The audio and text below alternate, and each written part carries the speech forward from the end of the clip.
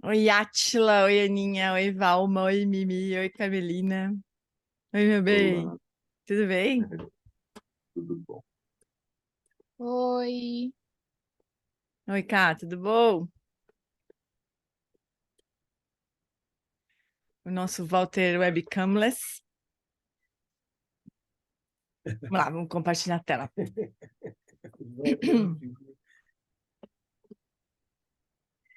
Então, vamos fazer as preces. Antes de fazer as preces, a gente pode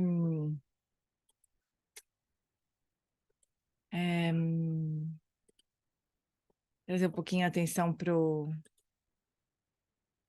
corpo, sente o apoio do corpo, sente a respiração.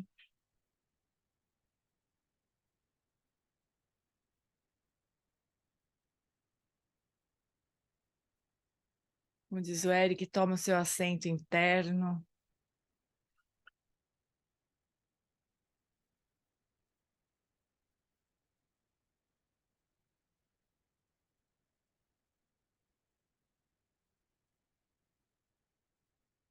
E abre espaço, então, para a gente estudar juntos aqui. Hum. Na fronteira noroeste de Odiana, no coração de um lótus, está sentado aquele renomado compadre Massambhava, que alcançou o espantoso Supremo Cid e está cercado por uma hoste de muitas daquines. Seguindo suas pegadas, dedico-me à prática. Por favor, aproxime-se e conceda suas bênçãos. Guru Pema Siddhi Hum. Orgen Yogi Nobjan San Pema Gesar Dom Pola Yansen Chogi Modrunye Pema June Sudra Kordu Kandro Mampeko Keki Jesu Dadrugi Jinge Lapchi Sheksuso Guru Pema Siddhi Hum. Orgen Yogi Nobjan Sam Pema Gesar Dom Pola Yamsen Chogi Modrunye Pema June Sudra Kordu Kandro Mampeko Keki Jesu Tadruki Jinge Lapche Sheksusu Guru Pema Siddhi Hum. No Buda, no Dharma, na excelente Assembleia da Sangha, até que alcance a iluminação, neles eu tomo refúgio. Através da minha prática das 6 perfeições, possam todos os seres sencientes alcançar o estado búdico. Sanjay Chodan Sochi Chonamla Janchu Bardu Dagni Chapsuchi Dagi Jinso Jipe Sonamchi Drola Pentir Sanjay Drupasho Sanjay Chodan Sochi Chonamla Janchu Bardu Dagni Chapsuchi Dagi Jinso Jipe Sonamchi Drola Pentir Sanjay Drupasho.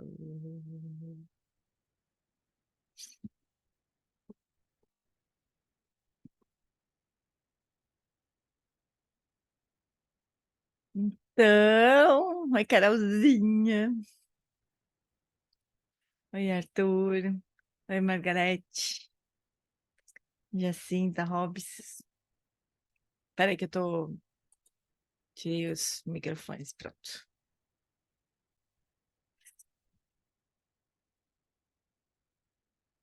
Então vamos lá, chuchus. Ahn,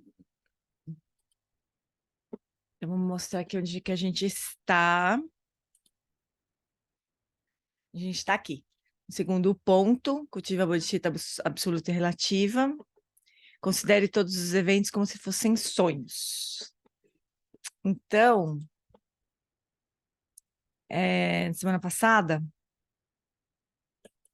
a gente Parou aqui. Então, o Lama falou um pouco sobre a física quântica, né? E agora ele vai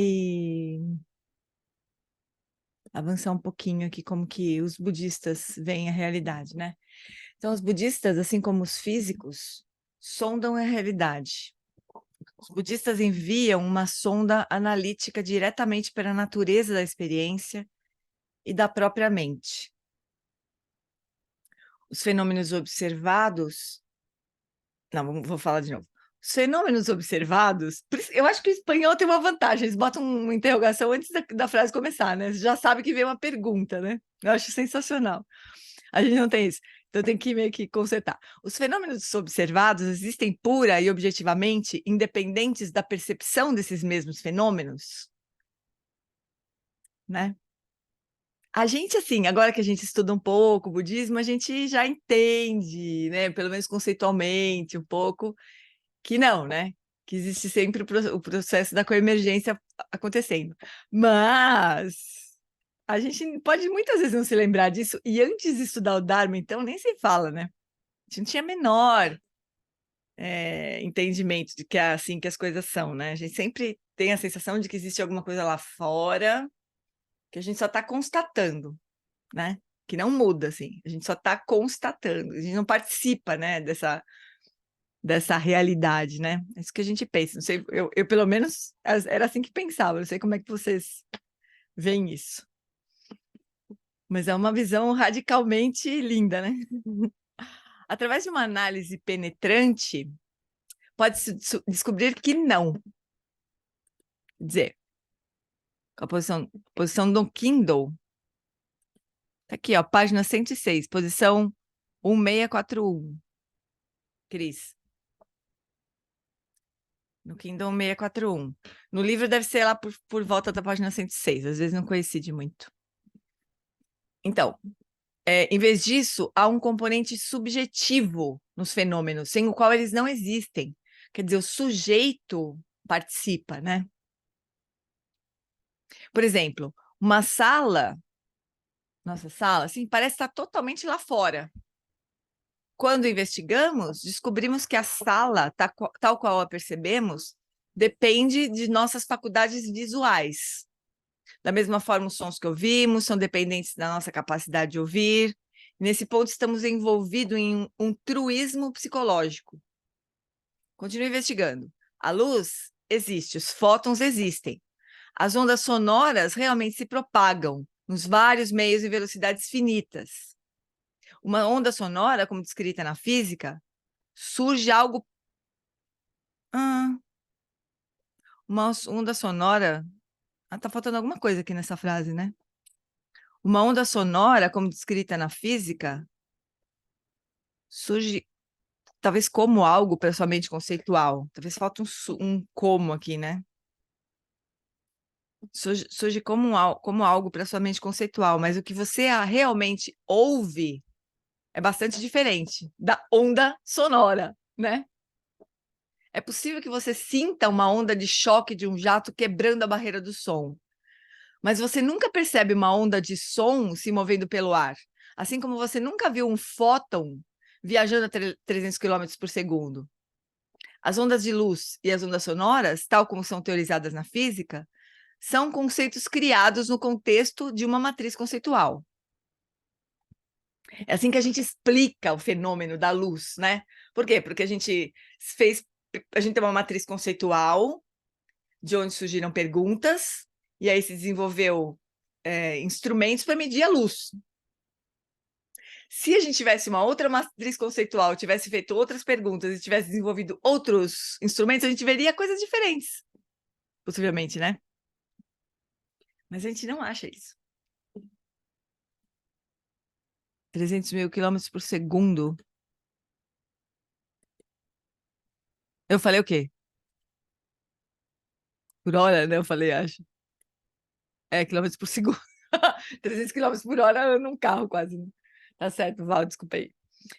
Então, a filosofia budista do caminho do meio afirma claramente: investigue qualquer coisa, mente, matéria, cosmos, espaço, tempo, Investigue sua objetividade como algo que existe sem qualquer vestígio de qualquer influência subjetiva, conceitual ou perceptiva.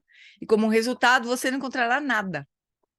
O uso da mente estabilizada para sondar a natureza dos fenômenos leva à descoberta de que tudo é interdependente. Em outras palavras, o modo como os fenômenos aparecem não é o modo como eles realmente existem. Tá errado no livro, Walter? Como assim? Não, no livro está 300 km por segundo.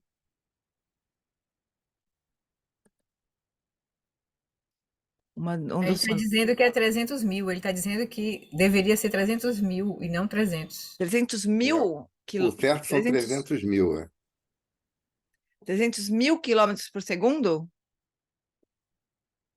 Certeza? Isso aqui tem que corrigir mesmo. E tem que ver como é que tá no inglês. Alguém tem o inglês aí na mão? Carol? Deixa eu tirar esse azul daqui. Não tem, mas já vou olhar. Nossa, isso é um erro. Eu tô achando que é mesmo, 300 mil quilômetros por segundo. Precisa ver como é que tá no inglês, seja como for, precisa corrigir, né? 300 milhões de metros. 300 milhões de metros, 300 mil quilômetros, né? 300 mil quilômetros, né? É. Tá certo, Tá bom. o Walter tá certo, tem O corrigido. Walter tá certo, é. O que eu não sei é se no inglês tá certo, isso que eu quero dizer. Porque pode ser a tradução, pode ser... Desconfio que é a tradução, né? Porque o Lama acho que não ia errar isso. Os tradutores, viu? Então, olha só. Então, em outras palavras, o modo como os fenômenos aparecem não é o modo como eles realmente existem. Então é isso, né? A gente não vê fótons caminhando, né? Nem ondas de som, né? A gente vê... Faltam 1000, é. A gente vê luz, né? Então a gente tem um processo que é nosso, assim, que é uma coisa aprendida, nossa, subjetiva, né? Que compõe o fenômeno de ver, enxergar a luz, né? Enxergar qualquer coisa. Porque, né? Porque enxergar qualquer coisa, na verdade, né? E... Sim, né, Walter? Mas tá bom, né? 300 mil estaria bom, né? Para arredondar. Mesma coisa no som, né? Então a gente não percebe as coisas como elas são. Fiquei pensando uma vez sobre o tato, né? A gente sente a firmeza das coisas, assim, a gente fala, nossa, aqui é duro, né? Mas também é a forma como a gente experiencia, né? Por meio das sensações táteis aqui. Tudo é assim, né? Toda a nossa percepção é assim. Depende do sujeito, né? E num nível bem, assim, vamos dizer, num primeiro nível, assim, de sobreposição, né? De participação do sujeito, né? Além disso, vem muitos outros níveis, assim, de sobreposições, né? Então, claro que tem uma subjetividade em tudo que a gente percebe, né? Mas não faz parte da nossa forma de ver as coisas, né? O treinamento da mente diz: considere todos os eventos como se fossem sonhos, né? Esse é o aforismo. Como os sonhos aparecem? O método mais eficiente para explorar os sonhos é estar consciente de estar sonhando enquanto está sonhando, ou seja, ter sonhos lúcidos, né? Comece para a gente poder investigar como é o sonho mesmo, né? Porque a gente tem lembranças dos sonhos. E geralmente, quando a gente trabalha os sonhos, né, talvez por conta da psicanálise ou sei lá, de outros saberes, assim, a gente, em geral, se interessa pelo conteúdo dos sonhos, né? O que aconteceu, quem eu vi, o que eu falei, que a outra pessoa falou, onde ele estava, né? Geralmente a gente se interessa pelo contexto, mas pelo fenômeno em si, a gente geralmente não tem muita forma de explorar, né? Então é mais fácil explorar se a gente estiver lúcido ali. Então, comece refletindo sobre como as coisas aparecem nos sonhos. Vamos tomar por hipótese de trabalho, como fazem os budistas, que os sonhos, emergem de sua psique e passado únicos e que não fazem parte de um grande sonho genérico que pertence a todos. Na teoria budista, os sonhos são um florescimento de propensões mentais ou de sementes. Uma ideia que corresponde, a grosso modo, à teoria ocidental dos conteúdos do subconsciente ou do inconsciente, né? Suponhamos que eu sonhe que estou falando diante de um grupo de pessoas. Da perspectiva do estado de vigília, diríamos que as pessoas nesse sonho não existem, independentemente do sonho. Né? Não tem ninguém lá, né? Nós estamos sonhando, na verdade. Se não tiver o sonho, as pessoas desaparecem. No entanto, quando estou sonhando, as pessoas parecem ser tão objetivas e separadas de mim como as pessoas são no estado de vigília. Em um sonho, se alguém me insultar, eu sinto raiva, como se essa pessoa existisse de forma objetiva. Em sonhos não lúcidos, as demarcações entre sujeitos e objetos parecem muito reais. Quando me sinto feliz em um sonho, essa felicidade não é significativamente diferente da felicidade que sinto no estado de vigília. Se alguém me der um soco num sonho, isso parece muito real. Embora pareça haver um ambiente objetivo em um sonho, objetos e ambientes realmente existem em relação a mim, aquele que sonha. O sonho e aquele que sonha são interdependentes. Na análise budista, há uma analogia entre o estado de sonho não lúcido e o estado de vigília usual. Há uma analogia entre o estado de sonho não lúcido, quer dizer, está sonhando, está lá achando que está tudo certo, tá de verdade, e o estado de vigília usual. Aquilo que pressupomos ser absolutamente real em um sonho e no estado de vigília, não é como parece. Então, é como se fosse a mesma, respeitando as proporções, é a mesma coisa, né? A análise budista do estado de vigília deludido é aprofundada na analogia entre o sonho e a vigília. Do ponto de vista do estado de vigília, é fácil concordar que o que parece real e concreto no sonho é ilusório. Apesar do fato de que dentro do sonho tudo parece ser comprovado como sendo real. Em meu sonho, eu posso tocar no Jack ou perguntar se ele é real e ele dirá que sim. No contexto de um sonho, essa é uma boa comprovação. É válido, né? No contexto do sonho. Do ponto de vista do estado de vigília, eu entendo que os objetos no sonho não têm existência objetiva, né? Quando a gente acorda e fala, ufa, que bom, foi só um sonho. Mas no sonho a gente não pensa assim, né?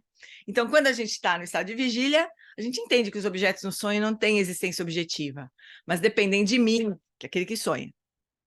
Dentro de um sonho, você pode ter absoluta certeza de que não está sonhando. Para pôr fim à delusão de confundir o estado de sonho com realidade, é preciso estar consciente, dentro do sonho, de que você está sonhando. Né? Para a gente poder não confundir, não achar que aquilo é de verdade. Né? Você precisa estar consciente dentro do sonho e saber que você está sonhando. A partir do estado relativo de estar acordado, é possível refletir sobre o estado dos sonhos como sendo um estado de ilusão. Os budistas extrapolam o sentido de estado de vigília relativa para o verdadeiro despertar. A palavra Buda significa aquele que está desperto. Da perspectiva de um Buda, o estado normal acordado é um estado de sonho relativo. E, além disso, o sonho é deludido. Quer dizer, para um Buda, nós estamos sonhando agora, aqui, né? Da mesma forma que para nós aqui, no sonho, a gente está sonhando. Então, essa comparação, né? Aqueles de nós que ainda não se tornaram Budas podem começar a apreciar a relação entre o sonho e aquele que sonha praticando sonhos lúcidos. A prática diurna da yoga dos sonhos é a que o treinamento da mente se refere no aforismo como se considere todos os eventos como se fossem sonhos. Então, na prática de yoga dos sonhos, existe a prática diurna e a prática noturna da yoga dos sonhos, né? Então, a prática diurna, uma das instruções da prática diurna da yoga dos sonhos, é olhar para tudo e falar, não, estou sonhando. Porque a tentativa é assim, na prática de sonho lúcido, né? A tentativa é fazer com que essa prática, né, essa prática repetida de olhar para tudo e falar, estou sonhando, se transporte para o sonho. É sempre assim, a prática diurna, a gente faz alguma coisa conscientemente enquanto a gente está acordado para criar um hábito que depois se repete no sonho, né? Se a gente no sonho fala, nossa, acho que eu estou sonhando, a gente tem uma chance de acordar, né? Realmente. Eu várias vezes tenho isso. Nossa, só pode ser sonho. E depois eu já me perco outra vez, mas já desconfio, né? Tem umas coisas tão absurdas que fala, não, pode parar, para tudo, tô sonhando, né? Só pode ser sonho. Porque é muito absurdo, né? Então, uma das instruções é isso. Quando a gente vê alguma coisa anômala na vigília, tipo, uma coisa muito improvável, assim, né? A gente se pergunta, será que eu estou sonhando? Será que isso é verdade, né? Quando a gente está acordado. E esse hábito se transporta para o sonho. Daí a gente tem a chance de despertar e continuar desperto, né? Não cair de novo na... Então, essa é uma das instruções da prática diurna da yoga dos sonhos. Beleza? Rob, você ia falar alguma coisa? Eu tenho aquilo que o Alan Wallace também fala, de você de vez em quando testar, né? Ele fala puxar o nariz. É Exatamente. engraçado isso, é. Mas é complicado, né? Eu, por exemplo, hoje, eu fui acordado, eu fui acordado, eu estava com um sonho claramente. 15 minutos depois, eu não lembro nem do conteúdo do sonho. Não é interessante isso? Eu tenho Ó, posso te dar certeza uma má notícia, Robs? Uma vez Ah, eu vi o Stephen LaBerge. O Lama, muitos anos atrás, ele dava retiros junto com o Stephen LaBerge sobre sonhos lúcidos, né? E o Stephen LaBerge, outro dia eu vi um podcast, uma coisa dele, um vídeo, sei lá, ele dizendo que com a idade a gente se lembra menos dos sonhos. E ele estava falando sobre usar uma droga lá, que eu não lembro qual era. Eu não sei qual era, porque eu nem quero saber também. Nem me interesso. Mas usar, não é uma droga, um medicamento. Não é uma droga, um tóxico, mas é um remédio lá. Para você lembrar mais dos sonhos, sabe? Mas com a idade, a chance de a gente se lembrar dos sonhos piora. Mas Dizem é uma que coisa de hábito melatonina, também, né? Oi? Eu dizem quero. que melatonina ajuda um pouco a fazer isso. A droga Mas também, a melatonina. não era a É. melatonina que ele estava falando, né? Mas pode ser também. É, porque Acha aí pra gente, eu quero. Sou chegado no negócio. não vou achar. Mas o problema é que, o problema não, o ponto é que os remédios todos para dormir, eles alteram a arquitetura do sono, né? Então, por alterar a arquitetura do sono, pode facilitar lembrar dos sonhos. Mas parece que esse daí que o Stephen LaBerge estava falando não alterava a arquitetura do sonho. Porque parece que para a gente se lembrar, a gente precisa ter acordado... por exemplo, às vezes a gente tem a sensação, às vezes tem a sensação que eu sonhei muito à noite, né? Vários sonhos. É porque o sono superficializou muitas vezes, que daí a gente se lembra. Então, sonhar muito, eu acho que não é, não sei, não tem muita para escrever logo que acordar, exatamente, isso também. Mas às vezes a gente acorda, né? A gente acorda, parece que o sonho fica escapando na nossa mão. A gente lembra, fala, nossa, estava sonhando. Daqui a pouco parece que aquilo... Você tenta pegar pelo rabo e não consegue pegar, né? Mas que o sonho escorre pela mão, ele se desfaz, assim, é muito louco. Parece uma aquarela se desfazendo. Você não consegue mais juntar, né? Isso me acontece muito. E tem uma... tá em milhas no original. Tem que pedir pro Vitor corrigir. Tá 186 mil milhas por segundo. 1000 milhas. Então é isso mesmo. mas, Jane, eu devia ter anotado, Obrigada, Carol. porque quando a gente acorda assim, porque eu tenho certeza que na hora que eu acordei eu lembrava Mas isso razoavelmente do contexto. Logo depois eu não lembrava nem ideia, assim, entendeu? Então eu devia ter anotado Porque aqui, aí não a tenho esse vigília já hábito. ocupa nossa mente, É, né? Mas se a gente tiver esse hábito de logo que acordar, ter um caderno, se você quiser fazer essa prática, né? é. E quiser Anotar anotar, alguma coisa. mas é só para... Porque, bom, tem várias histórias dos sonhos, assim, né? Você pode usar como uma ferramenta psicanalítica, mas na coisa da yoga dos sonhos, é só para você ir construindo mais lucidez mesmo, né? Se você nem se lembra de que sonhou, é muito mais difícil de você ter lucidez no sonho, né? Porque é um grau de lucidez muito baixo, assim. Quando a gente lembra do sonho, a gente tinha uma... Não, porque lucidez não é 0 ou 100, né? Tem muitas gradações, assim. Então, se você se lembra do sonho, significa que você teve um pouquinho mais de lucidez nos sonhos. Quer dizer, você vai aumentando a chance de ter lucidez no sonho, né? Porque, Bom, tem Jenny, várias instruções. Oi? se a gente investigar o próprio sonho, eu acho que é uma maneira ótima de a gente ter matéria-prima, de saber onde é que a gente está no sutil, né? Porque se aparece do É. nada, quando a gente está em um determinado contexto, ali a gente tem certeza que não é separado da gente, né? Essa que você estava lendo Sim, sobre. sim. Ali a gente tem certeza, você fala, olha, só pode isso só pode ter florescido, esse determinado fenômeno, onde eu estou habitando a minha mente. Quer dizer, entendeu? É como se você fizesse um mergulho na parte inconsciente ou subconsciente. Eu Aham. acho muito interessante, porque a gente tem tanta dificuldade, né? Eu tenho um lado que a gente pode fazer no momento que as nossas emoções elas oscilam na vigília. Isso também é uma outra, um outro lugar assim importante para verificar, né? O que está acontecendo. Eu acho. Mas não é esse o propósito, assim, da prática de yoga dos sonhos, necessariamente. Tem algum nível disso também, mas o ponto da yoga dos sonhos, na verdade, é você ter lucidez no sonho. E daí, tendo lucidez, você consegue investigar o fenômeno sonho, né? Não necessariamente Sim, quer dizer, o conteúdo do mas sonho. esse seria o objetivo final, né? Quer dizer, o ideal é que a gente tivesse a vigília desperta, ou a vigília lúcida, que a gente está aqui em Pois é. vigília. Pois Isso é. seria o ideal, né? É. Mas você fala, olha, às vezes o ótimo é inimigo do bom, mas se eu pelo menos tivesse um pouco mais de, de consciência quando do sonho, puxa, eu acho que já era um adianto. Puta, eu acho que se a gente tivesse Aí mais pode ser útil até no consciência. dia que a gente morrer fisicamente, né? Porque quando a gente morre fisicamente, possivelmente, a gente tem uma realidade que tem uma analogia maior com a do sonho, né? Eu imagino, né? Como é? Fala de novo.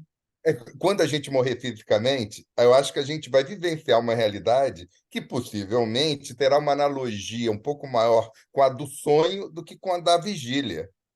Porque o mundo externo, na vigília, ele se modifica meio devagar, né? É aquela coisa do Então, realismo. Hobbes, eu tô traduzindo esse livro aqui do Rinpoche, né, do Tenzin Wangyal, Yoga Hum, Tibetana dos Sonhos e do Sono, né? Aqui ele fala sobre a clara luz da vigília, do sonho, do sono, da morte. Então, assim, a clara luz é uma só. Não importa muito em que estado que você está. Então, em tese, e eu até acho que é por isso que muitos professores nem ensinam a yoga dos sonhos, porque a gente, na vigília, a gente já está completamente afastado da clara luz. A gente está super distraído na vigília. Então, se a gente precisaria começar a treinar na vigília, né? A ficar menos perdido nas bolhas de delusão, assim, né? E é possível de reconhecer a clara luz da vigília. E depois a clara luz do sonho, depois a clara luz do sono. É muito legal. Tem mais uma que eu estou esquecendo. Clara luz da morte. Ah, da morte. Eu não falei? Clara luz da morte. Bom, tem clara luz da morte falou. também. É. Tem até um quadrinho no livro. Deixa eu ver se eu acho o quadrinho do livro. Que ele fala qual é a clara luz que existe nesse estado e o que obscurece essa clara luz. Quer ver? Nossa, já estou terminando. Que alegria. É uma alegria terminar. Ai, putz, não estou achando. Eu posso depois mandar esse quadrinho. É muito interessante. Qual é a clara luz que existe nesse estado e o que atrapalha nessa. Quais são os obstáculos? Ele mudou muito do anterior, Um da pouco, edição anterior. um pouco. Esse Então, ó, livro tem é a clara luz do maravilhoso. dia, né? O que faz que a gente se perca da clara luz do dia? São os fenômenos mentais e sensoriais. A gente se fixa aos fenômenos mentais e sensoriais, perde a conexão com Rigpa, que é a clara luz, né? No sono, a gente se distrai, a gente perde a clara luz do sono, porque a gente se distrai com sonhos. A gente perde a clara luz do samadhi durante a meditação, porque a gente se distrai com os pensamentos. E a gente se perde da clara luz da morte, porque a gente se distrai com as visões do estado intermediário, que são semelhantes ao sonho, né? Mas é que tá. Se a gente se interessa demais pelo conteúdo do sonho, eu tenho a sensação que a gente está indo no sentido contrário, entende? É como se a gente mergulhasse mais no sonho, ou mergulhasse mais nas visões do bardo, né? O que a gente quer? Reconhecer aquilo como sonho e permanecer na clara luz. Esse é o treinamento, né? Permanecer na clara luz natural, que ele fala, clara luz natural do dia, ele chama, que é da vigília, né? Sem se distrair com os fenômenos sensoriais e mentais. É a mesma coisa, é a mesma clara luz. Só que durante a vigília, o que obscurece? As sensações e os fenômenos mentais. Durante o sono, o que obscurece? O sonho. Por quê? Porque a gente se interessa e sai andando ali, se abraça com aquilo, né? O samadhi também. Por que a gente se distrai na meditação? Porque passa um pensamento, a gente vaza atrás do pensamento. Na morte, o que acontece? Aparecem as visões do bardo, a gente se apavora, ou então se apaixona. E acha que aquilo é de verdade, né? É muito interessante. Isso, capítulo 29, obstáculos. Aí a prática fica sendo repousar na quietude da consciência, meio ao movimento das aparências. Não importa o que é. Não importa se é pensamento, se é sensação, se é sonho, se é bardo, não importa. A prática é sempre a mesma. Só para constar, tá errado mesmo na tradução, o negócio dos quilômetros lá. Porque o original era 186 mil milhas por segundo. E quando eu fiz a conta para traduzir em quilômetros, faltou 1000 ali. Faltou só 1000, só isso. Vou pedir para o Vitor corrigir. Obrigada, hein, Val?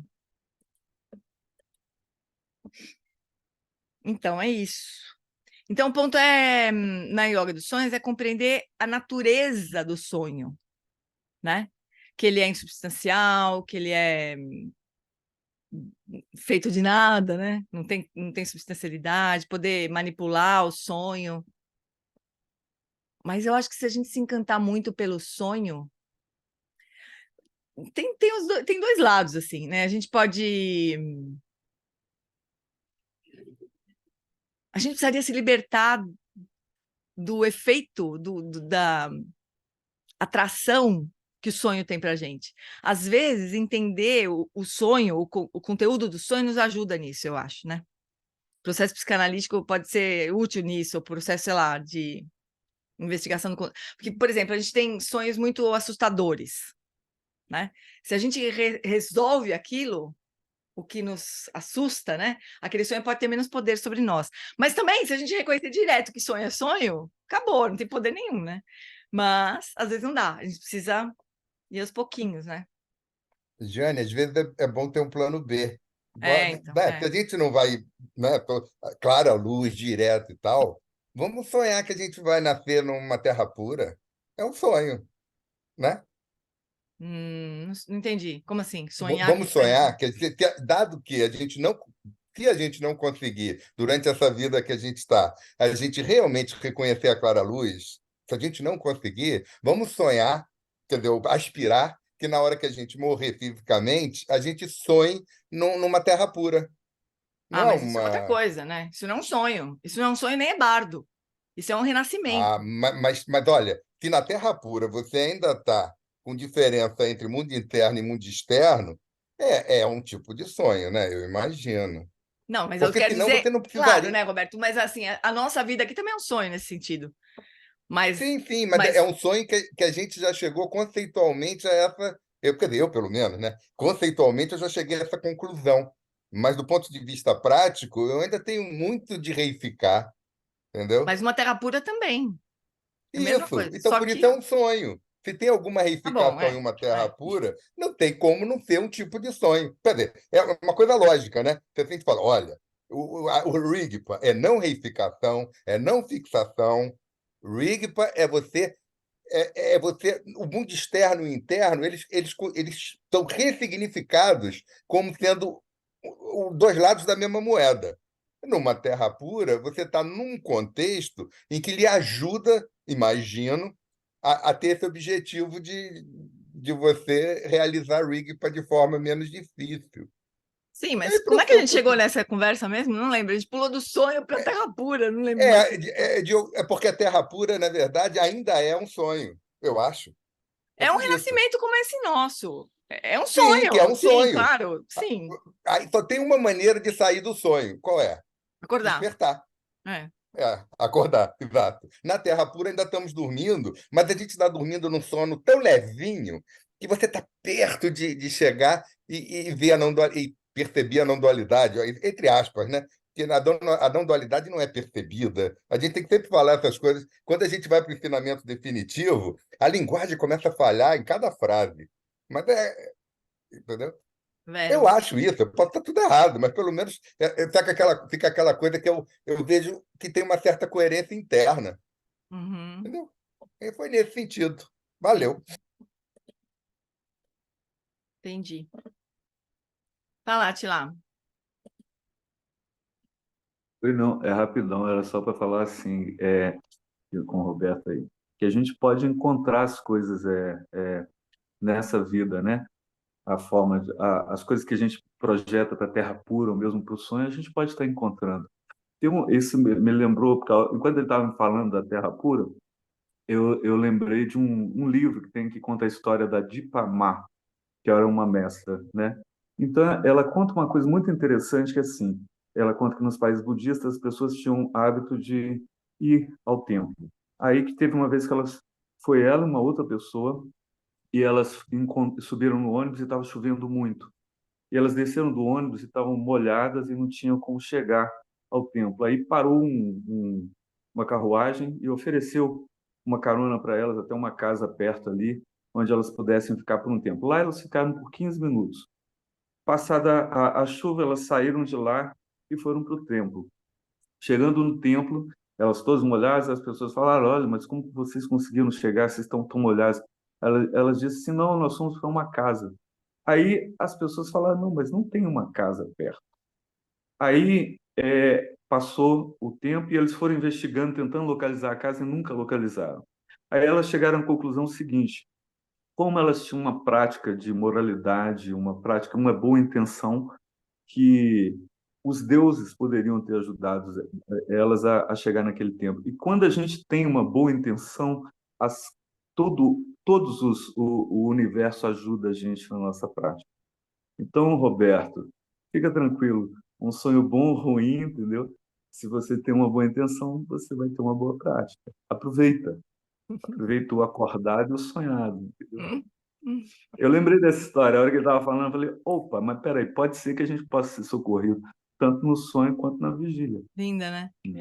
Agora, tem sonhos que são muito lindos, né? A Jetsuma conta um sonho dela que era lindo de morrer. Ela sonhou que ela morava num prédio, né? Num edifício, assim, e com muitos níveis de conforto, vamos dizer assim, diferentes, né? Então, quanto mais alto, como é na cobertura, né? Era muito melhor do que o porão. E diz que, de tempo em tempo, alguém ia lá e fazia as pessoas trocarem de lugar. Então, às vezes você estava na cobertura, às vezes estava no porão. Aí teve uma hora que ela falou: eu tô cansada disso, vamos embora desse lugar, né? Falou para umas pessoas. Aí as pessoas não queriam muito, elas falaram: não, tudo bem, às vezes a gente está lá em cima, a gente está embaixo, não faz mal, né? E ela: não, vamos embora. Ela tentou convencer umas pessoas a ir embora daquele lugar. Aí uns par deles, assim, toparam, né? Aí disse que ela saiu e a turma atrás dela e ela correndo, assim. E disse que ela corria, achando que estava se afastando daquele lugar, mas não estava. Só estava dando volta em volta daquele lugar. E ela corria, corria, corria e sempre dando volta. Aí ela falou assim: nossa, eu acho que eu vou desistir, porque eu tô correndo aqui faz um tempão, não consigo sair do lugar, eu tô sempre, né, em círculo. Aí disse que ela olhou para trás e viu aquele monte de gente vindo atrás dela, e ela pensou assim: mas se eu parar, essas pessoas vão parar também, então eu vou continuar. Quando ela teve esse pensamento, aquele lugar desapareceu, se transformou numa vila. maravilhosa, né? E daí, aí tinha uma casinha, assim, ela bateu na porta da casinha, atendeu uma senhora, e ela falou assim, olha, tem aquele lugar ali, e um monte de gente mora lá, e tem muito sofrimento, porque elas sobem e descem naquele lugar, e eu preciso ajudar a convencer essas pessoas. E só eu que quero, só eu que vejo, só eu que quero. Aí essa velhinha falou assim, não é você que está fazendo nada. Você só está eu não lembro exatamente a palavra, mas é como se ela fosse assim: você só está seguindo as orientações do Buda. Você não está fazendo nada, quem está fazendo é o Buda, sabe? Tipo assim. Aí você pensa, bom, vamos combinar com um sonho desses, né? É muito lindo, né? De se lembrar, de se escrever sobre ele, né? Tem sonhos que são muito inspiradores, né? Bom, aí tem também nesse livro do Rinpoche, também nos ensinamentos do Lama, tem vários sonhos que são diferentes, que não são sonhos deludidos, como a gente tem, né? Que são só o karma se manifestando, porque, na verdade, os nossos sonhos são tendências kármicas se manifestando, né? De um jeito ou de outro, de uma forma, das formas malucas e tudo mais, porque não tem nenhuma restrição física, né, no sonho. Mas tem os sonhos de sabedoria, né? Que as pessoas recebem ensinamentos nos sonhos, tem coisas bacanas de sonho, né? Nesse retiro de yoga dos sonhos, o Lama acho que fala disso também. Então vamos lá, chuchus.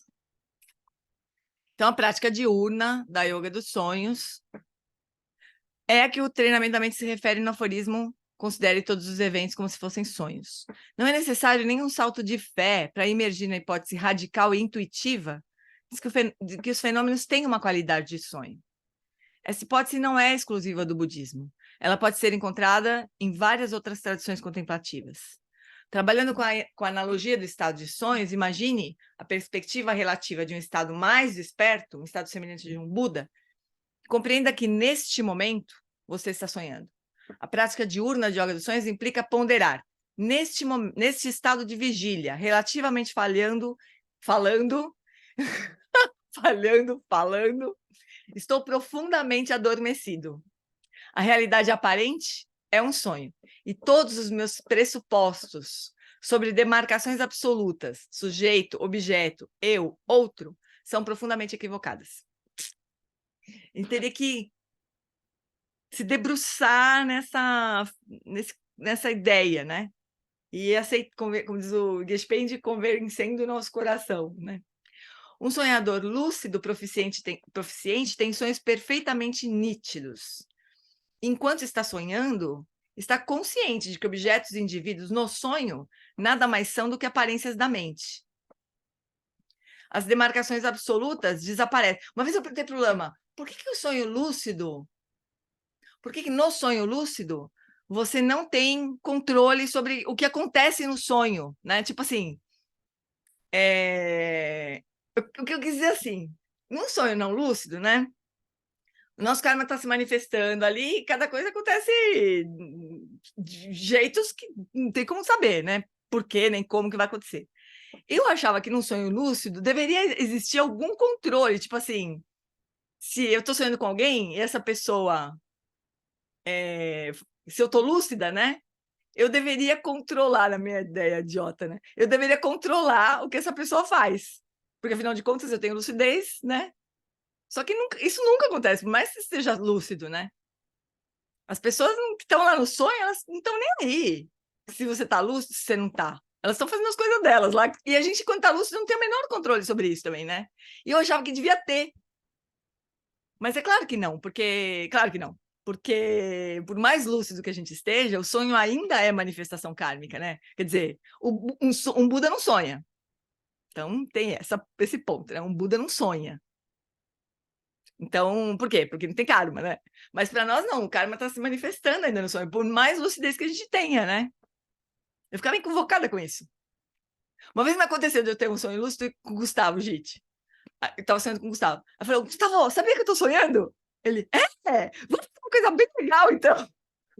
É bem o Gustavo, né? É bem o Gustavo. Mas já teve outras vezes que eu sonhei com outras pessoas, as pessoas, nem entendia que eu estava falando, assim. Eu falei, estou sonhando, você está no meu sonho. A pessoa nem ligava, sim, como se não tivesse falado nada, sabe? Muito engraçado. Mas o Gustavo, esse dia que eu tive com ele falou assim, vamos fazer uma coisa bem legal, então. Aí eu falei, vamos jogar. Tinha umas pedras no chão, sei lá, umas coisas assim no chão. Eu falei, vamos jogar essa pedra pro ar para ver se vira estrela? Olha a ideia que eu tive. Aí quando eu contei para ele, ele falou, pô, gente, tanta coisa legal para fazer no sonho, você vai querer jogar pedra pro ar para ver se vira estrela? Você vê que até no sonho, eu sou meio panacona, assim, né? Mas assim, né? O sonho lúcido a gente é manifestação do karma. E a gente continua não tendo controle sobre isso, né? Quando acontece. Vamos lá, então. Vamos seguir. Então, o sonhador lúcido proficiente tem sonhos perfeitamente nítidos, enquanto está sonhando, tem consciência de que objetos indivíduos no sonho nada mais são do que aparências da mente, sem controle nenhum, igual, né? As demarcações absolutas desaparecem. O ambiente em um sonho e a persona que você mesmo assume em um sonho são expressões da sua própria mente. A analogia dos sonhos com o estado de vigília comum é uma prática, não uma filosofia. Deixa eu só queria comentar uma coisinha, rapidão. É tão engraçado, eu vi esses dias um vídeo, né, do Money Life, uma pesquisadora que eu esqueci o nome, porque é super complicado o nome dela. Ela conversando com o Dalai Lama, né, sobre efeitos desagradáveis, assim, da meditação. Ela fez uma pesquisa grande, assim, com 400 professores, da Theravada, Enigma, tudo misturado, assim, e perguntou se o que eles já tinham observado de efeitos que as pessoas lidavam mal, né, como resultado da prática de meditação. Daí, ela... É tão engraçado de ver, porque conforme ela vai descrevendo, né, os efeitos que as pessoas tiveram dificuldade de lidar, eu fui pensando assim, puxa, mas é exatamente isso que a gente quer na meditação, né? Então, eu lembrei porque uma das coisas era assim, que algumas pessoas relataram que a realidade parecia sonho. Meu, isso é maravilhoso, né? Porque esse né, na visão da prática, é um bom resultado, né? Achar que a vida parece um sonho, a realidade é um sonho, né? Só que como possivelmente as pessoas não tinham, sei lá, preparo, né, para isso, para ver a realidade com uma qualidade de sonho, pode ser realmente muito aflitivo, né? Você pode se desorganizar muito facilmente, né? Tem aquela instrução no Bardo do Sonho de conectar as tendências habituais como um fluxo de um rio. Sim, né? O fluxo de pensamentos, né? Como um rio atravessando, né? Passando. Mas é interessante, né? Então, esse é um resultado que a gente espera ter da prática, né? Especialmente desse aforismo aqui, né?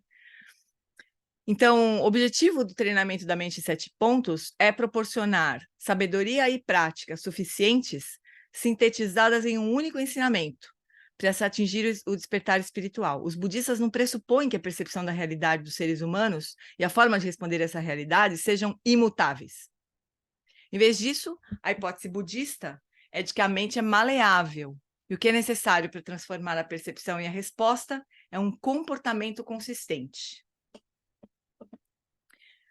É um treino, né? Não é uma prática, não é uma filosofia, né? É uma coisa que a gente precisa colocar em prática. Então, quando acordar pela manhã, note que o estado de vigília tem uma qualidade de sonho, né? Quando a gente está naquele lusco-fusco, assim, de acordar, né? Quando o Roberto estava falando, que ainda lembrava do sonho, né?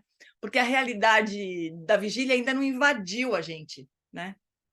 Então, note que o estado de vigília tem uma qualidade de sonho e reflita sobre o fato de que, da perspectiva de um Buda, o estado de vigília é um sonho.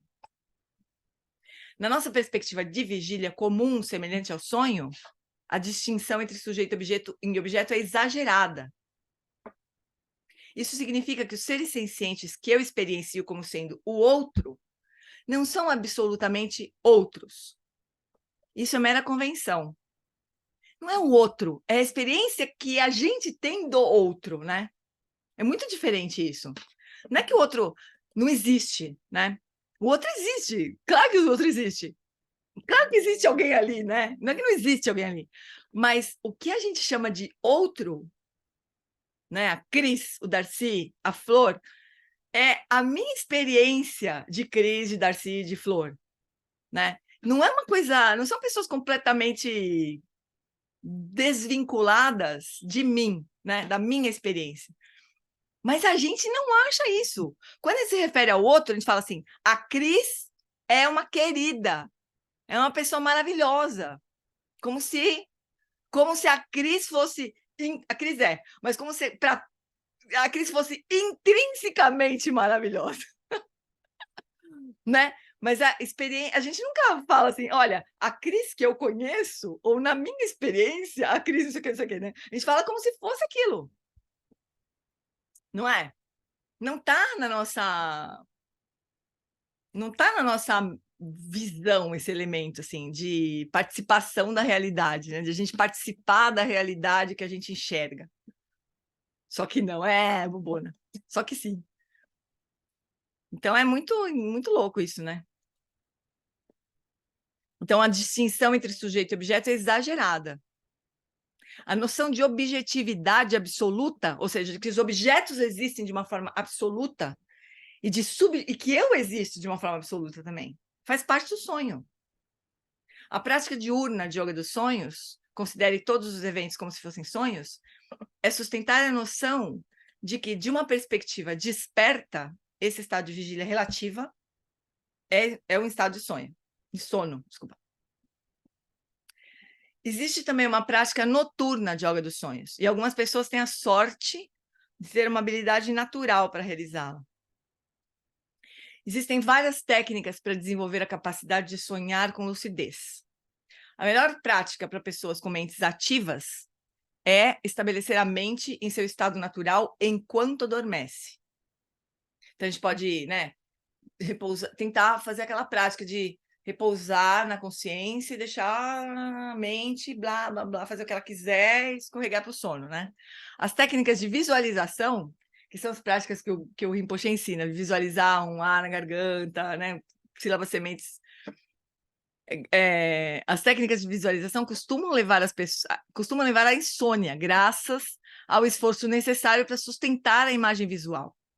Então, estabelecer a mente em seu estado natural permite que a mente repouse em sua própria limpidez natural, sem tentar fazer algo, sem intervir. Deitar sobre o seu lado direito, chamada postura do leão, é mais eficaz para produzir sonhos lúcidos. E há controvérsias, porque parece que para os homens do lado direito, para as mulheres do lado esquerdo, o próprio Rinpoche já desencanou disso aí. Fala, deita do lado direito, todo mundo, pronto, acabou. Não tem diferença. Mas deitar sobre o lado esquerdo ou de costas não é tão eficaz. E a pior posição é deitado de bruços, que era como eu dormia antigamente. Depois desse livro, eu parei de dormir de bruços. Porque é pior, né? Porque as outras a gente meio que reveza, mas dormir de bruços era o jeito que eu dormia. O estado mental ideal para induzir sonhos lúcidos é manter uma consciência límpida e clara e observar se adormecendo. O Dr. Stephen LaBerge, que fez uma pesquisa extensa sobre sonhos lúcidos, confirma o que os budistas disseram há mais de 1000 anos. É possível entrar no estado de sonho com total consciência. É possível manter a lucidez durante o sonho. É possível sair de um sonho lúcido de volta ao sono profundo, mantendo a lucidez e, por fim, emergir no estado de vigília, sem perder a lucidez de ponta a ponta.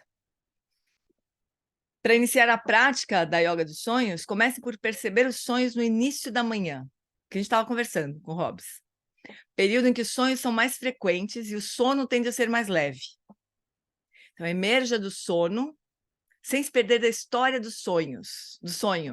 Então, mantendo o fio da meada, é possível voltar ao estado de sono diretamente em sonho lúcido. Então, você está acordando, né?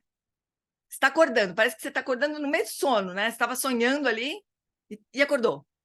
Se a gente ali parar, não fizer nada, e tentar se lembrar, bom, eu estava falando com a pessoa, daí ela ia, não sei o que, a gente vai voltando, é possível voltar para aquele sonho. Às vezes acontece, não sei se já aconteceu com vocês isso naturalmente, assim. A gente está sonhando uma coisa, volta a dormir e continua o sonho, o mesmo sonho. Já aconteceu com vocês? Fala, Aninha.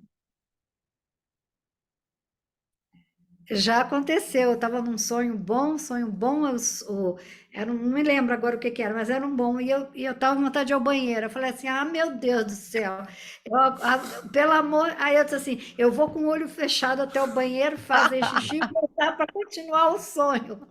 Consegui E voltar continuou. para continuar. Isso acontece, pode acontecer mesmo, né? Mas aqui o ponto é voltar para o sonho lúcido, né? Sem perder a lucidez. Volta para o sono, para aquele sonho que você estava tendo, só que de forma lúcida. É uma das formas de desenvolver sonho lúcido, né? Quando estiver se preparando para dormir, estabeleça a mente no estado natural, com a aspiração de reconhecer o próximo sonho como um sonho. Tanto os budistas quanto os pesquisadores de sonhos lúcidos afirmam que estabelecer essa intenção de reconhecer um sonho como sonho é muito útil. O aforismo "considere todos os fenômenos como se fossem sonhos" é uma afirmação sobre a natureza da realidade. Para despertar, pratique a yoga no sonho, tanto no sonho da vigília quanto no sonho do sono, que é aquilo que a gente estava falando, né? Praticar a yoga do sonho, tanto no sonho da vigília, agora, né? Quanto no sonho do sono. Imaginamos que, da perspectiva de um Buda, o estado normal de vigília é semelhante ao sonho. Há uma outra perspectiva a partir da qual isso é verdade: o leito de morte. Quando sabemos que estamos claramente prestes a morrer e refletimos sobre a nossa vida, sobre todas as nossas experiências, alegrias e tristezas, ansiedades, todas as coisas às quais somos apegados, a vida pode parecer não ter mais substancialidade do que um sonho. Essa é uma perspectiva profundamente autêntica sobre a natureza de uma vida, quer o nosso tempo de vida seja longo ou curto. A vida é um relâmpago na escuridão da noite. É um breve momento de enorme potencial. A visão sobre a vida, a partir do leito de morte, tem um benefício prático direto nas relações cotidianas. Atisha, que era um monge, deu esse conselho essencial aos casais aflitos. Sua esposa ou seu esposo provavelmente morrerá em breve. Você vai morrer logo. Sejam gentis um com o outro. Era um conselho que a Atisha dava para as pessoas. Mas é bonito, isso é bem bonito. Olha, para de picuinha, você vai morrer daqui a pouco, né? Vocês se tratem bem aí, porque daqui a pouco vocês morrem, então aí se pegando por besteira, né? É um conselho. Jane, o Shagdude também dá um muito parecido, aquele do piquenique, que as pessoas ficam preocupadas com para onde vai botar coisa, onde vai não sei o quê, e tal. Começa a chover, não tem mais piquenique nenhum. Ou da rodoviária, né? As pessoas se encontram como se fosse numa rodoviária, ficam brigando, Ai, daqui a pouco nunca caramba. mais se encontram. Eu acho isso muito bonito. É super bonito. É super bonito. O treinamento da mente em 7 pontos. O treinamento da mente em 7 pontos compacta ensinamentos profundos e técnicas budistas em declarações aforísticas. O treinamento da mente é construído de etapas subsequentes de insight. Os aforismos do treinamento codificam práticas que têm uma tremenda aplicação prática. O desafio é despertar. Ponto, né? Esse é o ponto, despertar. Agora, examine a natureza não nascida da consciência. Já é outro aforismo, né? Aforismo. Para de falar errado isso. Então, vamos conversar um pouquinho sobre essa história de ver a vida como um sonho. Vai, vamos, em vez de a gente passar correndo para o próximo aforismo. Às vezes, você tem a sensação assim, de que a gente está numa baita correria, né? Está numa baita correria. Aí, vocês têm a sensação de, às vezes, parar e falar assim, nossa, mãe, para onde que foi toda essa correria, né? Onde que tá tudo que eu acho que eu já fiz, tudo que eu acho que já aconteceu? Cadê, né? Não dá uma coisa assim? Às vezes eu tenho umas sensações dessas, assim. O Lama conta que o... Fala, Darcy. Eu tenho uma coisa que eu morro de vergonha de falar. Nunca falei para ninguém, vou falar pela primeira vez, mas pelo amor de Deus, Calma guarda o aí. coelho. Calma aí. Vou parar de gravar aqui. Não. Não pode deixar Não, gravando? pode deixar. Então Pode. vai. Às vezes me vem na cabeça, assim, com uma força, assim, será que a iluminação não é um sonho também? Não é um bardo? É, Aí aquilo explode, e aí eu... uhum. Pode passar mesmo pela nossa cabeça, né? A dúvida, né, Gi? A A chamada dúvida. dúvida. A dúvida. Mas, Darcy, eu acho que a gente pode ter certeza que dá para estar mais ou menos lúcido, né? Sabe aquela coisa entre o branco e o preto ter o cinza? Então, ter menos emoções perturbadoras Já é dar bom. mais liberdade. Então, isso eu tiquei. Aí você vai falar, mas aí, despertar eu só sei conceitualmente, que é não ter emoções perturbadoras, não ter obstáculos cognitivos. Aí eu já li alguma coisa sobre isso. Agora, por exemplo, não ser carregado por emoções destrutivas, não escalar as coisas, isso eu tenho experiência empírica, que isso funciona. Eu acho que todo mundo aqui tem um pouco disso, né? Eu acho. Então, esse pelo Roberto, menos, entendeu? Roberto, Diga. imagina o seguinte, uma pessoa que é profundamente evangélica, e que aquela experiência, para ela, é inegável. Aquilo é a realidade suprema para ela, não existe outra realidade.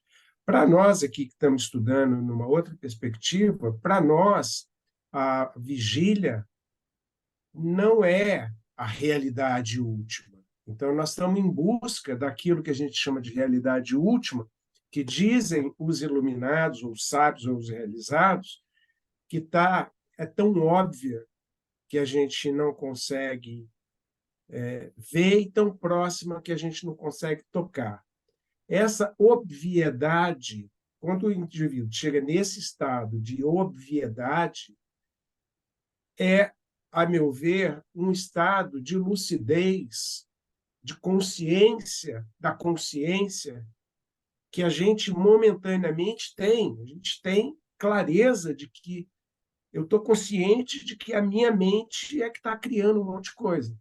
Eu tenho isso muito rápido, mas é óbvio, isso escapa.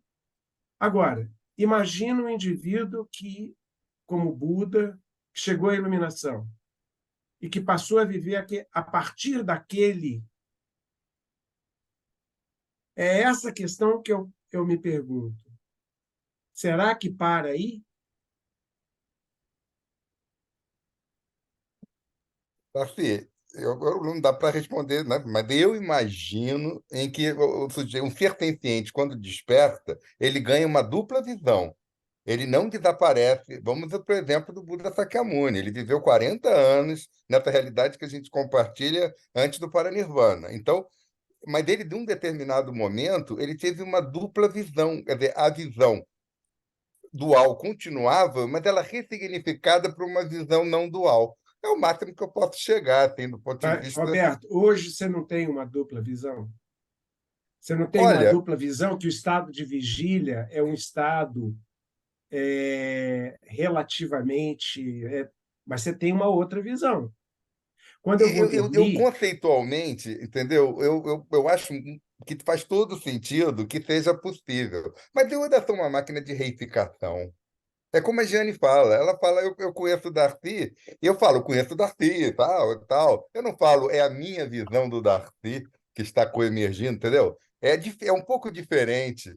Essa coisa de a gente já está tão acostumado com essa ideia de coemergência, de que é um tipo de sonho, de que, na verdade, isso influencia na nossa própria vida. Mas você visceralmente, eu não posso dizer que eu visceralmente eu até entendo o que você falou, eu também, eu acho que faz sentido. Mas, é, entendeu? É diferente. esse tipo de questionamento ele não vale nada se eu não tiver um firme propósito de me iluminar para saber se é ou se não é. Isso todos temos, né? Mas a gente vai Não, levando o Darcy, na caminho, vai no verdade, a caminho. gente pode desistir frente a uma dúvida dessas, né? Mas se a gente não desiste, você fala assim, mas sabe de uma coisa? Eu só vou Ou saber não, se eu chegar lá, né? Então a ou gente segue o não. caminho. Oi? Ou Ou não. não. Isso pode ser então. uma motivação. Não, então, mas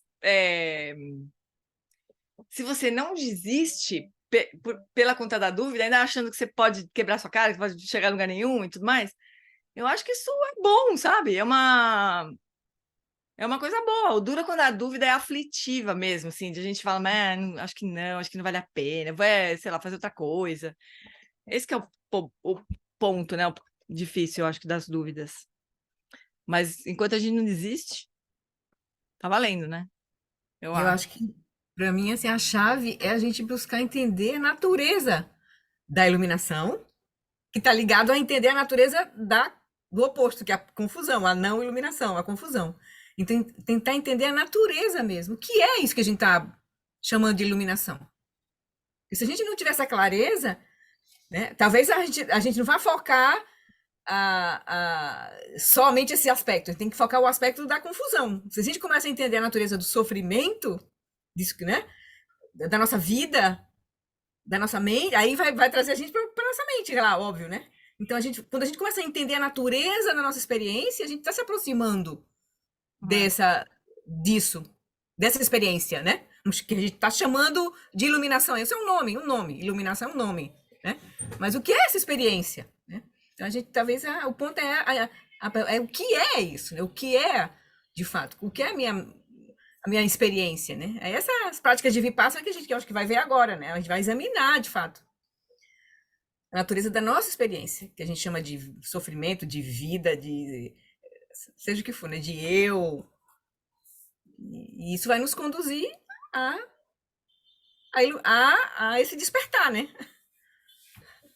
Essas coisas acontecem muito raramente comigo e, na verdade, o que eu cultivo é confiança. Não, sem ter fé cega, mas confiar que tem que cultivar a sabedoria, né? A sabedoria é bem importante. Cultivar uma confiança de que existe uma forma, ou sei lá o quê, de que todo mundo pode ser liberado dessas confusões todas. Isso me motiva. Mais nada. Essa motivita, né, Darcy? Tá bom, essa Darcy, motivação tá bem boa. Essa aí já é a sua iluminação diária. Exatamente. Entendeu? Você está coemergindo com o Buda direto, sabendo, opa, isso é possível. Isso, eu tenho uma confiança que algo aconteceu, que alguém não é que alguém chegou, que alguém teve a vida e demonstrou que aquilo era possível. Mas duvidar faz parte disso. Opa, será que eu estou caminhando bem? É por aqui?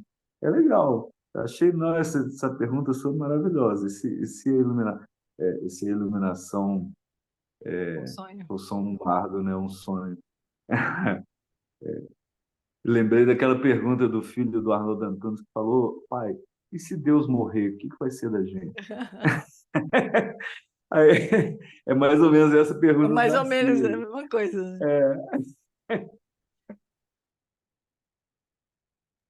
O pessoal, o Nietzsche já matou o cara, né? Mas olha, vamos já matou. Vamos fazer um contrato aqui agora. Durante essa semana, a gente procurar se lembrar que a gente está vivendo um sonho. Vamos, durante essa semana? Aí, semana que vem, a gente se conversa sobre como foi essa experiência. Eu tenho um amigo, o Diogo, que mora na cobertura do meu coração. O Diogo, né? Não é a minha experiência de Diogo, o Diogo. Quando ele teve uma época que ele falou assim, eu vou ter sonho lúcido. Ele, assim, era questão de honra, né? Aí ele começou a fazer todas as práticas de sonho lúcido. Então, essa coisa do A Vida é um Sonho, ele espalhava post-it por tudo que era lugar na casa dele. Botava no espelho, isso é um sonho, no negócio da tela do computador, no celular, botou me fala, capa do celular, A Vida é um Sonho, sabe? Espalhou por toda a casa, assim, para ele não se esquecer. Eu acho essa uma boa coisa, assim. E a gente tentar se lembrar e olhar para o que está acontecendo agora. Eu tenho a sensação, eu sempre faço essas práticas, assim, um pouco, eu tenho surtos, né, de prática de yoga dos sonhos. Agora que eu estava traduzindo o livro do Rinpoche, eu estava super mergulhada nessa coisa, né? Eu tenho uma sensação de loucura, assim, que a gente tá... que, assim, a vida é um sonho louco, inclusive, né? É uma loucura loucura coletiva, assim, que é uma maluquice completa. Vem logo junto, assim, é um sonho louco, né? É uma completa doideira, assim. Mas vamos fazer isso, né? Semana que vem a gente conversa. Aí, inclusive, as estratégias assim, que cada um desenvolve. Escrever no espelho do banheiro, botar no celular, sei lá, outras coisas, assim. Que tal? Certo? Fala, Aninha. Fala. Eu tenho a impressão de que essa questão de olhar tudo como um sonho já está muito presente na nossa cultura, desde a caverna do Platão e outras coisas, né? Mas a nossa experiência nesse mundo, quando a gente tem algo muito sutil, até dá para você olhar para isso de uma forma mais rápida, mais clara. Porém, quando é algo mais grosseiro, como uma dor no corpo, Uhum. Aí é muito de verdade, né? aí fica aquela coisa assim, poxa, eu estou tentando ver que isso é um sonho, mas está doendo o negócio. É, tá Então, eu doendo. não sei como é que é aqui. São, acho que esses níveis de sutileza que a gente tem que galgar e É. navegar, né? Então, mas Acho lembra que do Shantideva? Vai do rasinho pro fundão. Não precisa começar com a dor excruciante, né? Vai de uma coisa mais corriqueira, normal, assim, pro eu acho fundão. que esse é o ponto que mais afeta as pessoas, porque elas, quando estão diante de uma dor, seja emocional, seja física, aí que elas buscam melhor uma É. resposta. Só que aí E era nesse tá, momento. tá tendo que aprender a nadar morrendo afogada, né? Esse é o problema, exatamente. Isso é bem difícil mesmo. Dá uma vontade. Eu lembro o Lama Wallace contando que ele. Uma vez uma aluna bem. Como é que foi essa história? Ah, uma pessoa que estava com câncer, bem avançado, assim, jovem. E aí aprendeu a meditar e começou a se sentir super melhor. Mas aí a fala dela era assim: que pena que eu não aprendi a fazer isso antes, né? Porque agora não dava mais tempo, assim, né? Fala, Cris. Eu fico me perguntando, né, durante a vigília, falar tudo isso é um sonho. Mas, e, por exemplo, essas catástrofes de enchentes, terremotos, isso É eu igual. fico. É tudo um sonho? É lógico que é. Do ponto de vista de um Buda, sim, né? Ah, então, mas olha só, a gente tem um treinamento da mente em 7 pontos, né? Esse é um dos pontos. Então, é um sonho.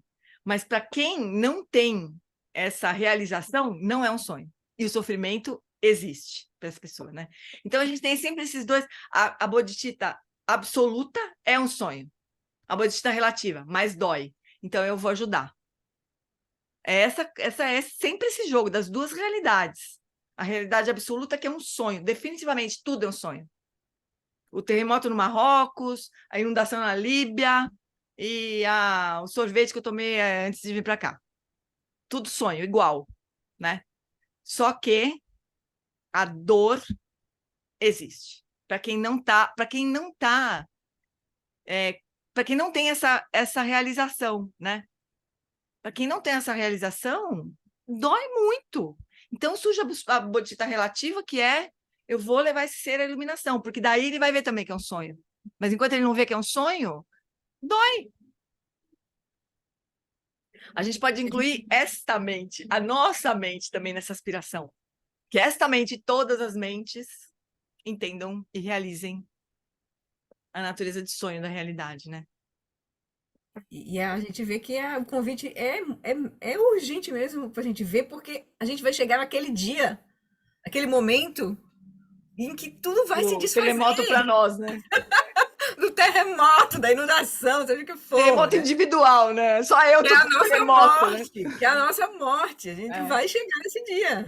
Né? Vai. Quer dizer, isso Vai, vai acontecer. com certeza. Vai se Vai desfazer. chegar nesse dia.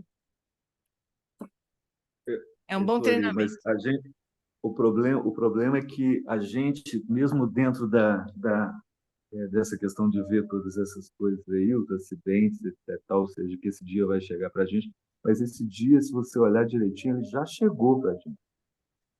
porque esses terremotos, todas essas tragédias todas estão com a gente.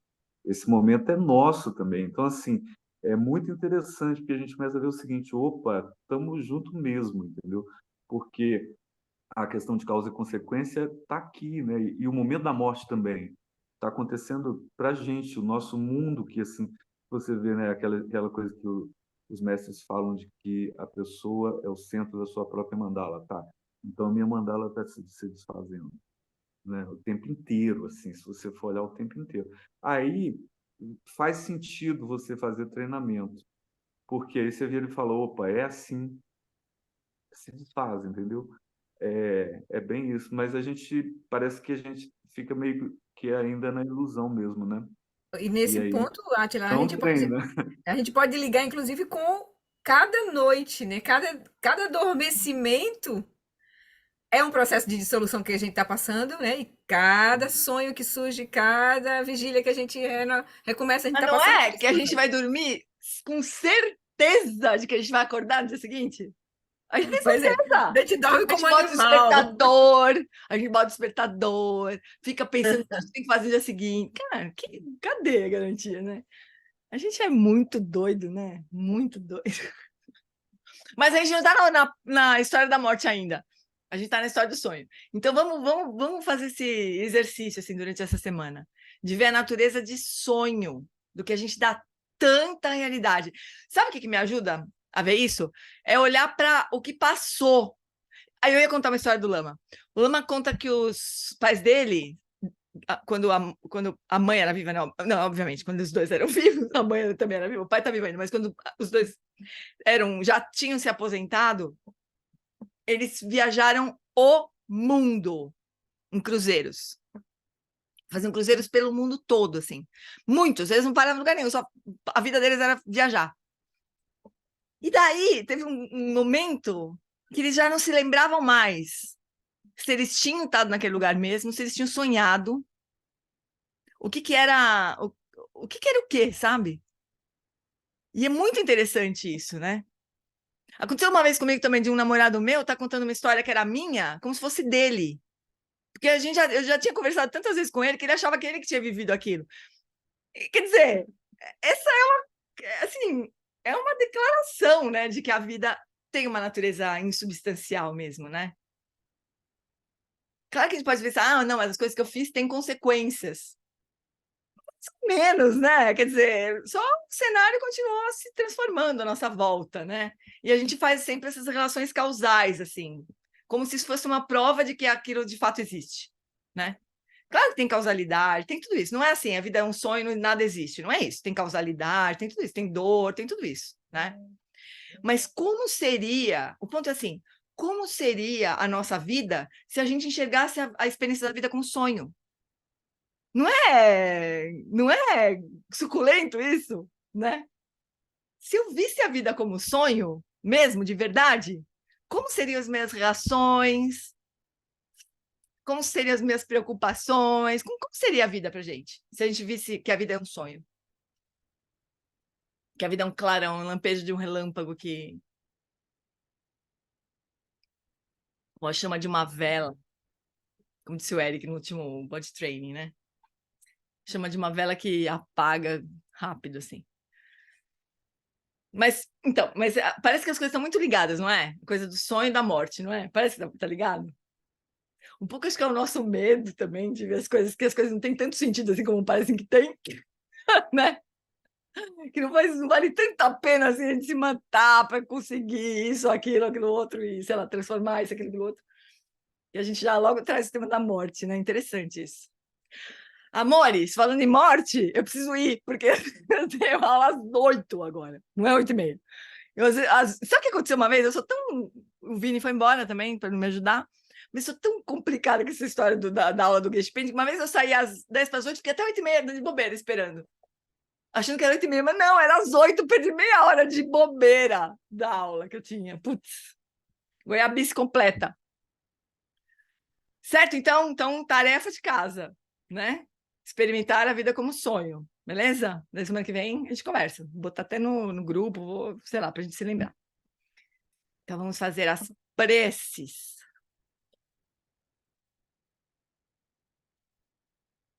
lá. A gente vai fazer uma prece meio rapidão. Então, prece de longa vida da Dalai Lama. No reino cercado por anéis e montanhas nevadas, você é sem exceção a fonte de todo benefício e felicidade. Poderoso Avalokiteshvara, Senhor da compaixão, Tenzin Gyatso, que seus pés de lótus permaneçam firmes por centenas de eons. Garirawe Korwe Jinkanso Pandandewa Malu Jumene Cherezi Tenzin Gyatso Eja Pekal de Bardo Tenjuchi. Garirawe Korwe Jinkanso Pandandewa Malu Jumene Cherezi Tenzin Gyatso Eja Pekal de Bardo Tenjuchi. Prece de longa vida ao Lama. Que o professor Shakyamuni, o grande Vajradhara, e aquele que sustenta os mistérios de todos os Jinas Padmasambhava, possam firmar os pés de lótus daqueles que sustentam os ensinamentos e fazem com que os feitos do Buda brilhem como o sol e a lua. Aquele que derrama uma grande chuva de amor sobre seres em terras distantes, e sustenta-os com o néctar dos ensinamentos do Buda, aquele ilimitadamente afortunado, o grande ser conhecido como Anum-Wallace, possa sua vida ser longa. Em Jambuvipa em geral, especialmente no Ocidente, você ilumina os ensinamentos dos Jinas como a luz do sol. Ó Mestre, possam sua longevidade e seus feitos ser muito extensos e possa você guiar todos os seres no caminho da liberação. Que a grande tradição da Bhakti Shirakshita, do Mestre Padmasambhava e do Rei Trisundeusen possa florescer e permear os três reinos. Que a presença das três joias nunca se separe do fluxo mental dos seres, assegurando assim o sublime bem-estar através dos três tempos. Quem lutou sun rin luche zan lin sa sun cha pa pedro ju cho sun na wadami drado sun geleixo. Amor, e só rapidinho uma notícia do Lama.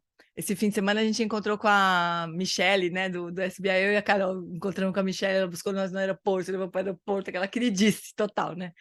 E ela teve com o Lama semana passada, e o Lama disse para ela que nunca teve uma condição tão perfeita para um retiro. Ele está super feliz da vida, de estar tendo um retiro que ele sempre desejou ter, né? Então a gente fica querendo que ele venha e que não sei o quê, mas é o desejo que ele fique nesse retiro pelo tempo que ele puder ficar, assim, ele está muito feliz. Então, queria dar essa notícia para vocês. A gente estava 3 horas de Creston, no lugar que a gente estava, né, Carol? A gente se sentia um pouco mais pertinho, assim, mas ainda estava 3... E ele estava em retiro, né? Nem que a gente quisesse correr lá para dar um beijo nele, não dava. Mas é uma boa notícia, não é? Alegra o coração da gente. Muito bom. Então tá bom, meus bens. Então, beijinhos, até domingo. Obrigado, Tiane. Obrigada, beijo, beijo. Tchau, gente. Não vai ter sexta-feira, não? Sexta-feira para algumas pessoas, não todo mundo. Beijo. Tchau. Boa noite, boa noite. Boa noite, Obrigada. beijo.